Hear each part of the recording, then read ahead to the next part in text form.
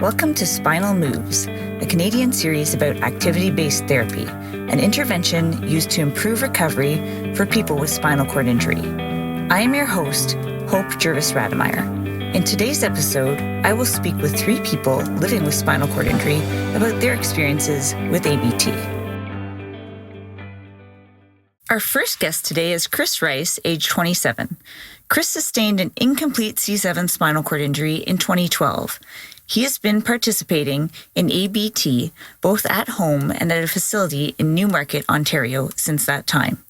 He continues to see consistent progress in his recovery and is always seeking new treatment options. Chris recently went skydiving with a friend of his who is also a paraplegic. Welcome, Chris. So my first question for you is, how did you first learn about activity-based therapy? I learned about that when I was laying in a hospital bed in Lyndhurst Rehab in Toronto. A guy walked in, or he didn't walk in, he rolled in. Around my age, he introduced himself as Scott, and he actually goes to a facility that's 10 minutes away from where I'd be living when I left the hospital, called Walk It Off. And he told me about what they do there, and that's basically where my introduction was. I've actually read about a few of your feats, including dancing with your best friend on her wedding day and doing the edge walk on the CN Tower. And recently you actually sent me a photo of yourself skydiving. So obviously you need to be adventurous and confident to do a lot of these things. But aside from that, has ABT helped you with these accomplishments? Oh, absolutely. The greatest thing I've ever done was that dance at the wedding. That's something, at the beginning of my injury, nobody thought it was possible. Without ABT work, without, the standing and squatting, obviously, I would have never been able to do that. So focusing on those muscles and trying to get them back just allowed me to do that and many of the other, kind of crazy out there things I've done over the past few years. Yeah, that's amazing. So I know that you learned about ABT really early on. I'm wondering, was there a moment when you decided that you should use ABT instead of another type of exercise or therapy? Yeah, for me, I don't know if it was one particular moment. I'd maybe call it a process. The great thing was that as soon as I was injured, I had a huge support base already. So I had family and friends.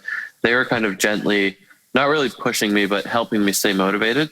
So that kind of, opened up my mind and said, I'm in this situation. There's nothing I can do about it. But what I can do is try to improve and try to regain anything that I can. Interesting. So I understand that you're kind of unique. You do your ABT at home, and you actually have a home setup. So can you tell me what made you decide to do that, and maybe a little bit about your home setup? Sure. Yeah. So the main reason, there's actually 2 main reasons. I moved home to Nova Scotia, and there's not much as far as access to ABT here. There's a facility in Halifax, but that's 2 hours away from me. So that's prohibitive, and cost is the other thing. ABT is, just like most physiotherapy, is really expensive if you're going to do it for a long period of time. And I wanted to be able to kind of get back into a normal groove of life, start working and things like that. My setup at home, I have parallel bars. I have a lot of traditional gym equipment that you would use for lower body. I have, a knee extension flexion machine. I have a leg press or a total gym, things like that. And then I also have upper body machines like cable machine and free weights. What is maybe one piece of equipment that you have at home that you might recommend people use for ABT, or if maybe they're considering getting a home setup? What is one piece of equipment that you recommend they buy first? For me, the biggest and best piece of equipment I've had is my parallel bars. I have like an 8-foot length of parallel bars in front of a window. I use those far and away more than anything else. I'm in them multiple times a day. The greatest thing about them is they allow me to try exercises and weight bear and kind of take myself to exhaustion without the risk of falling. If anything happens, if my legs fatigue or I throw a spasm, I can grab onto the rails and they'll catch me and I can hold myself up. So it's half the safety aspect and half just the functionality. And so then you can just do your ABT by yourself and you don't need to have someone there at all? Yeah, exactly. And I have friends that I kind of speak with that are in that profession, so they can kind of help me with progressions. Great. So I'm sure you've heard about HIIT, or high intensity interval training. So for people who don't know much about ABT, how would you compare ABT to high intensity interval training? So I don't have much personal experience with that. mostly because my cardio endurance is not very good, and that's kind of due to my injury. I would usually put them on separate, kind of little separate categories. Oftentimes I would combine the two of them. So with lower body, I might do, especially with squats, I might just do as many as I can, as quickly as I can, to kind of train those legs, and then take a break. With your perspective now having done ABT, when do you think is the best time to introduce it after someone's had a spinal cord injury? I think as soon as possible. Obviously there's an adjustment phase where when people receive or sustain a new injury, there's a huge mental and physical adjustment to that. And they have to not really come to terms, but just learn how to exist in that situation. Going to the bathroom, everything changes. But I think it's really important to try to get in there early to keep the motivation up and to try to not let them spend too much time sitting there just feeling like there's no hope. So I think as early as possible is my answer for that. With all this talk about ABT, I'm just curious to find out, what's your next adventure? What's your next goal? Well, the only daredevil thing I have left in my mind is to drive a race car around a track, whether that's my own car, or whether someone's crazy enough to let me drive theirs. Other than that, it's kind of the more mundane stuff. I'd like to get into a career, settle down and kind of not to say start my life, but to move past the recovery phase of my injury and still incorporate recovery into my lifestyle, but not have it be the main focus. How often, I'm curious, how often do you do ABT in a week? Yeah, my exercise program right now is generally 5 or 6 days a week. I kind of have 3 separate categories. One is ABT, lower body focus. The second would be upper body focus, traditional exercises. And then the third, I kind of blend both of them. So that might involve high kneeling, where I'm doing upper body at the same time. That's my hardest work, because using upper and lower body muscles at the same time is still a huge challenge for me, and my blood pressure goes all sorts of funny ways. So yeah, ABT, generally standing and walking, I try to do at least 5 times a week, multiple times a day, because really as soon as I stop doing that, I start to notice a progress loss in my legs. They tighten up again, the spasms get worse. Whereas if I do it consistently, those spasms decrease a huge amount. Okay, and it sounds like you mentioned blood pressure.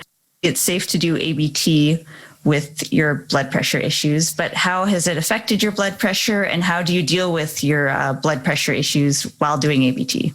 Luckily, my blood pressure sitting is stable. I don't have to take medication for it anymore. I know that if I'm doing an aggressive exercise like sit-ups or just a lot of high repetition, high intensity workouts, I know how to kind of do a setup to keep myself safe so that if something were to happen, I would land safely. Luckily, knock on wood, that's never happened. I've never passed out during an exercise, but it's definitely something you have to be aware of. And if you're concerned about that, should really talk to a doctor and make sure that you're doing things safely, because the last thing you want to do is, say you're up doing standing or squatting and you fall and break a bone. That's the last thing anyone wants. So, I'm just kind of hyper aware of how my body's reacting to things. And if I notice that I'm getting dizzy, I'll stop the exercise and sit down and let myself recover. Great. So thanks for giving us a good overview of what an ABT program and exercise program will look like. And also just pointing out that it's really important to still bear in mind those safety precautions if you have a setup at home or are around other people. So thanks for being interviewed today, Chris. And I look forward to speaking with you again. My pleasure. Thank you. Our next guest on today's episode is Andrea Nelson. Andrea Nelson is an L1 incomplete paraplegic who is ambulatory and uses both a manual wheelchair and forearm crutches to get around. She was injured in 2017 in a skydiving accident and has been doing activity-based therapy consistently for the last 3 years. She loves being outside and staying active with activities like hiking, biking, and kayaking. Hi, Andrea, and welcome to the show. Hello, thank you for having me. Yeah, so my first question for you is, how did you first find out about ABT and what did you think about it? What were those first thoughts? I don't think I really knew what ABT was when I first started it. Like, I had found a training facility that I liked the idea of and, wanted to work on anything I could, even if I didn't have those muscles, and be out of my chair doing stuff, which is what I had read about with the Walk It Off facility. But I don't think I really knew specifically, like, about ABT therapy until after I had started doing it. I was just drawn to, what it said it was all about, I guess, on the website originally. And so, yeah, I definitely really like it. And I don't think I'd be where I am today in my recovery if I hadn't done activity-based therapy. Wow. So how did you find out about the website? Was it just your own searching, or did someone point you towards that? No, one of my friends is friends with the owners of the clinic. So when I was injured, she messaged me and said, like, hey, my friends run this place that you could look into for rehab, post inpatient rehab. So from your biography, we know that you enjoy a lot of really extreme different outdoor activities like hiking and biking and kayaking. So can you tell me a bit about how ABT has influenced maybe your ability to do these activities? Yeah, I think like regardless of where I was at, I would still be doing those activities.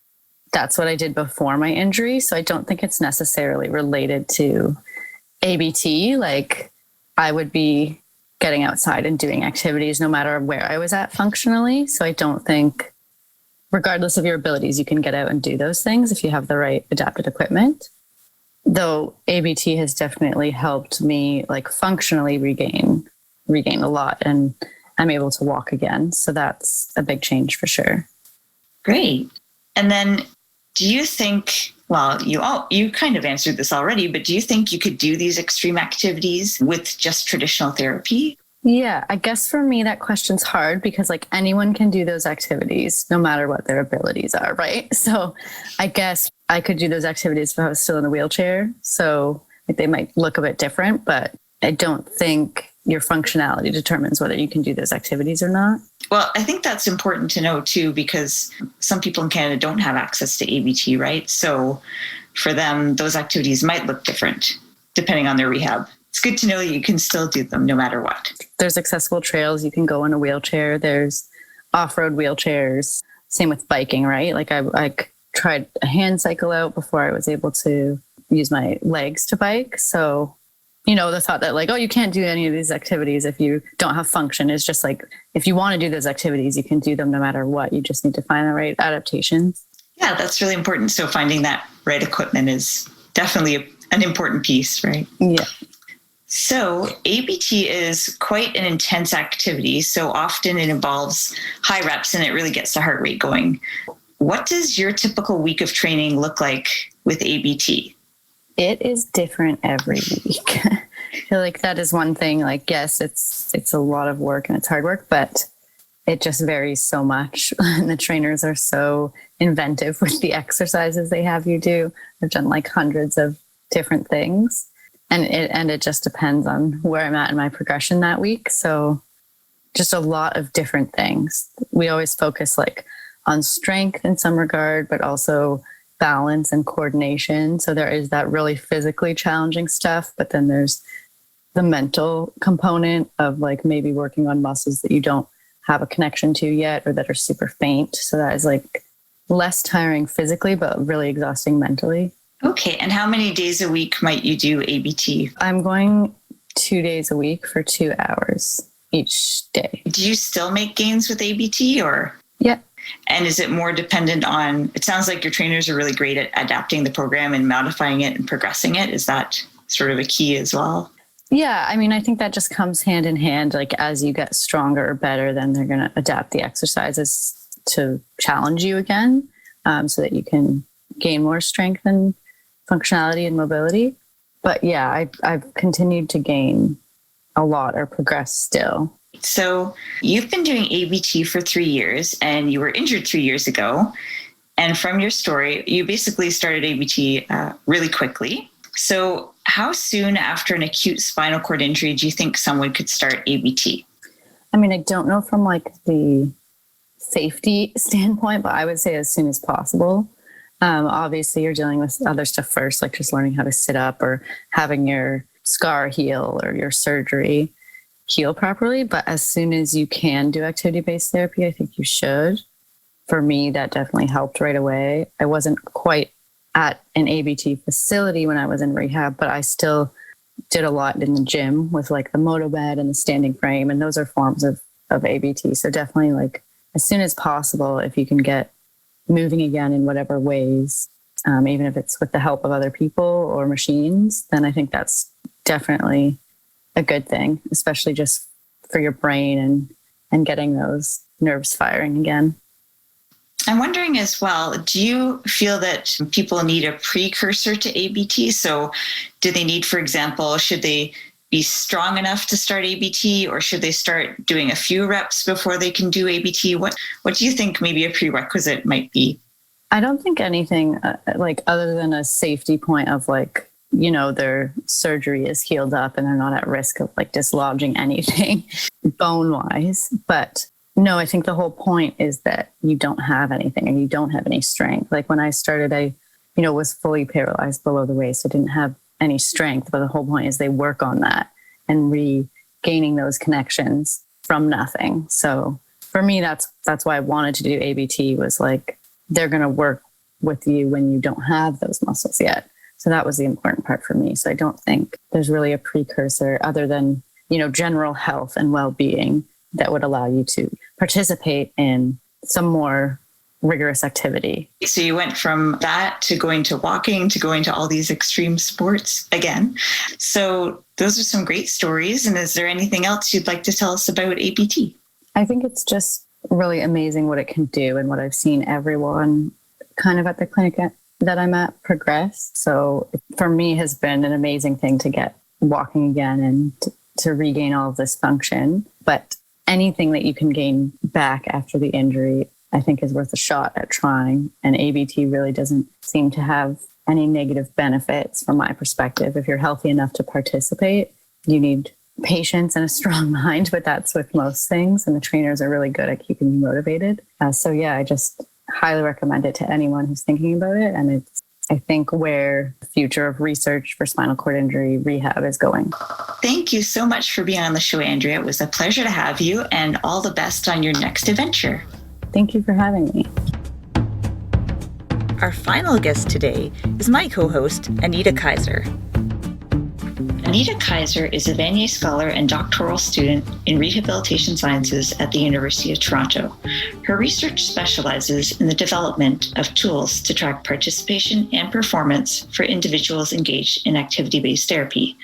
Anita is the Director of Research for the Canadian Spinal Research Organization and a research trainee at KITE Toronto Rehab University Health Network. In her spare time, Anita models for Izzy Camilleri's IZ adaptive clothing. Welcome, Anita. Hi, thank you for having me, Hope. Hi, Anita. So my first question for you is, who introduced you to activity-based therapy? I was at a fundraising event and I met a woman there who owns an ABT clinic out in the community. And so she told me a bit about her facility, and I was really intrigued because the therapy that she told me about is quite different from the therapy that I experienced when I was in rehab several years ago. So what's unique about it is basically 20 years ago when I was in rehab, it was very much conventional rehab where the focus was on strengthening the muscles that were innervated above my level of injury and passive stretching below, and then really just focusing on trying to be as independent as possible with my activities of daily living. But activity-based therapy is really focused on promoting recovery. So that was really sort of interesting and exciting. And I was pretty skeptical about it, about the likelihood, at least for me, of gaining back any return in function because I am a quadriplegic and I have a complete injury. So no feeling or sensation below my level of injury. And I've been injured for 20 years, so a really long time. And I've been very neurologically stable. So I figured that the chance of getting anything back was probably highly unlikely. But I was really curious and I was guardedly optimistic. So I decided to go for a tour of her facility and then try it out for myself. Interesting. So you mentioned a bit about your spinal cord injury presentation. So can you tell me a little bit about the ABT you like to do, but also how has ABT affected your spinal injury presentation? Sure. So I definitely noticed a few changes for me. So I think the biggest thing I'll say is I obviously don't do any upper extremity fine dexterity function. So I haven't noticed huge gains for me in terms of being more independent in my activities of daily living. But with the core strengthening that I've been doing, it's actually helped me to sit up straighter. So I've actually made adjustments to my wheelchair to sit up straighter, so I'm not as reclined. And that's actually helped reduce a lot of the neck and shoulder pain that I've had. So that's been really great. I've also neurologically strengthened my triceps. So I think my triceps originally scored around a 1 or 2, and now they're up close to a 4. So it's significantly helped my transfers as well. The other thing that I've noticed too is some sensation changes. So I've noticed temperature sensations, not surface sensation below level injury, but for example, if I put like a hot plate on my lap, I'll feel heat deep inside below the surface of my skin, so deep in the tissue. And I can also sense cold deep in the tissue. And I also get a bit of a proprioceptive sensation of where my limbs are in space. And I can also feel like deep pressure below level injury, not everywhere, but like definitely in my core area. I can feel it in my back and I think around my abdominal areas as well. Definitely feel the soreness after a workout below level of injury. So that's been some interesting, exciting gains. Those are some really amazing gains, Anita. I was wondering if you can tell us a bit more about your approach to ABT exercises and maybe if there's some guidelines that you follow. The guidelines are typically that they expect people to be about frequency and intensity about 3 to 5 hours a day, 3 to 5 days a week.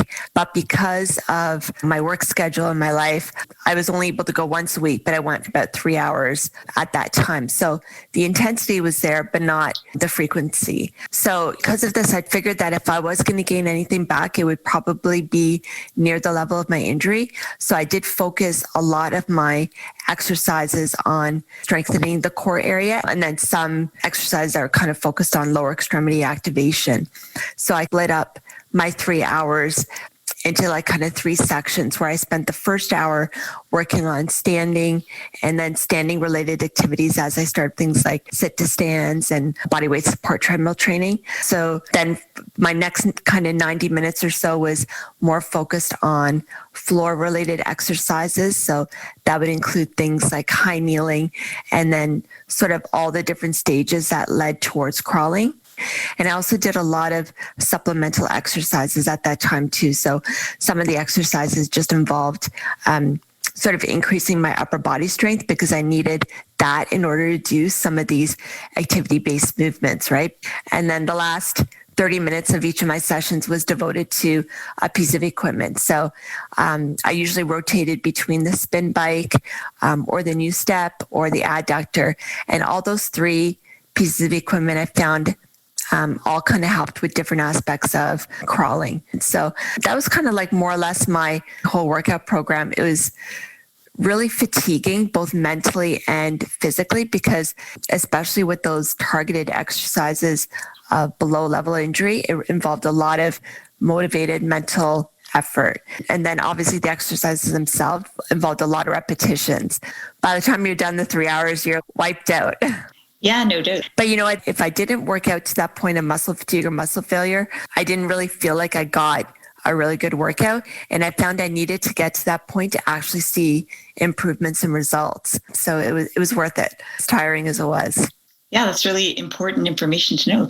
So you did mention that you are involved with research, and I think that you have a really unique perspective because you engage in ABT and, as you mentioned, the research. So what is it about ABT that inspired you to take it from a therapy that you do to developing an ABT measurement? Sure. So as I was doing this program, because I was so skeptical, and I guess because I also had that research background, I was doing like a self-analysis. And so as I was participating in ABT and as I was seeing the improvements I was making, it actually got me really excited.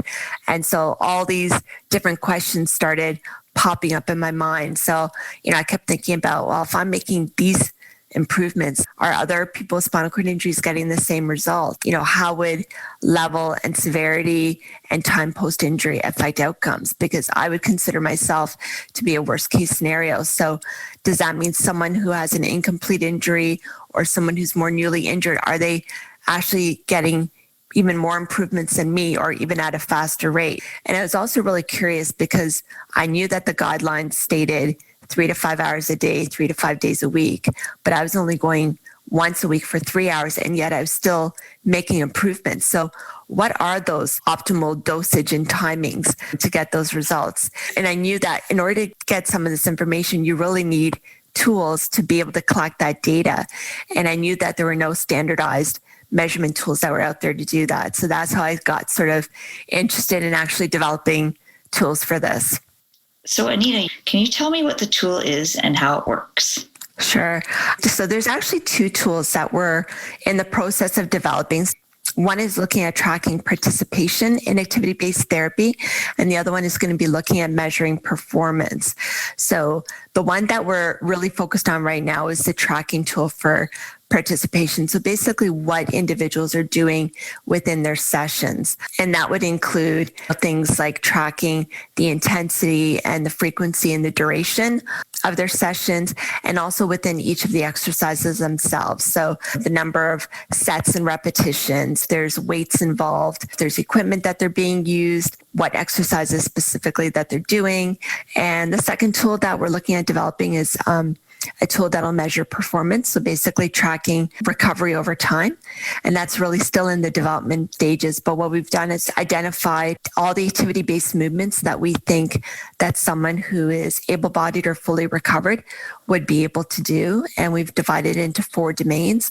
So one domain would be like upper extremity function. Then the second domain would be overground skills. So that would be things like rolling, lying to sitting, crawling.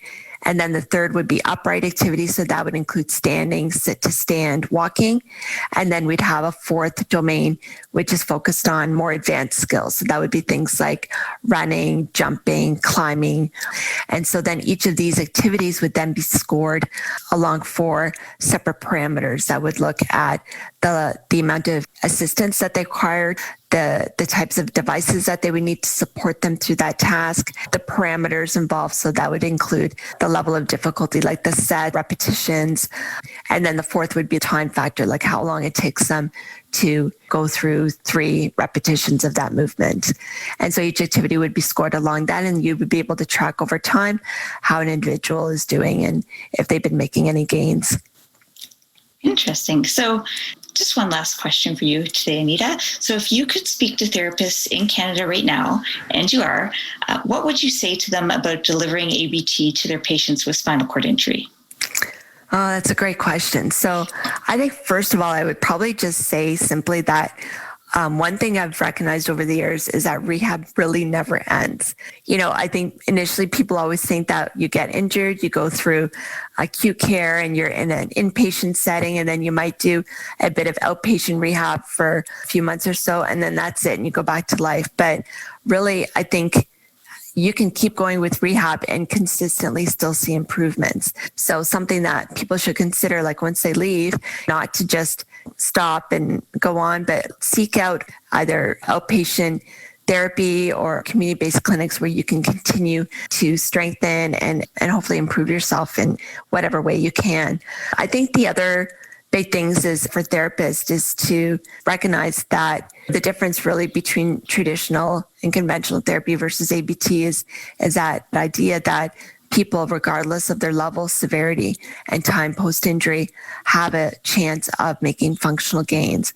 So recognizing that and maximizing people's potential is important. And the other thing that I've recognized too, just through my own therapy, is for the most part, I don't use a lot of fancy, expensive equipment. I do a lot of my therapy just with very simple, low-tech devices. So that's something for therapists to consider. They're in a clinic that has limited resources and availability to purchase these types of equipment, or even for individuals who are going to a home setting and may not have a community-based clinic near them. There's a lot of opportunities for continuing with ABT within a home-based setting or within a clinic with minimal resources and minimal technology. Creativity has definitely been a huge aspect of ABT. There's such a wide variety of exercises that can be incorporated into someone's therapy program. And then I think the last thing really is the mental health aspect. So what's really amazing about ABT is it gives people hope. Whereas people once thought that spinal cord injury meant that you're never going to walk again and there's no hope of recovery. Now it's giving you that opportunity that there is hope that you can make gains. There's a potential for everyone to make some sort of functional improvement. And so that hope for the future really helps people to cope with their present condition, especially for those individuals who've just recently been injured. To have that hope that there's a chance for improvement is great. Those are some great suggestions and definitely some great messages. I'd like to thank you for being on our show and good luck with all of your research. Thank you. Thanks for listening. Our next show is a special feature with 3 guests: an occupational therapist from British Columbia, a physical therapist from New Brunswick, and a kinesiologist from Saskatchewan. Ask others to tune in and find out what these clinicians have to say about ABT. Speaking of tuning in, you can link to Spinal Moves and get more information about ABT and the Canadian ABT Community of Practice at praxisinstitute.org.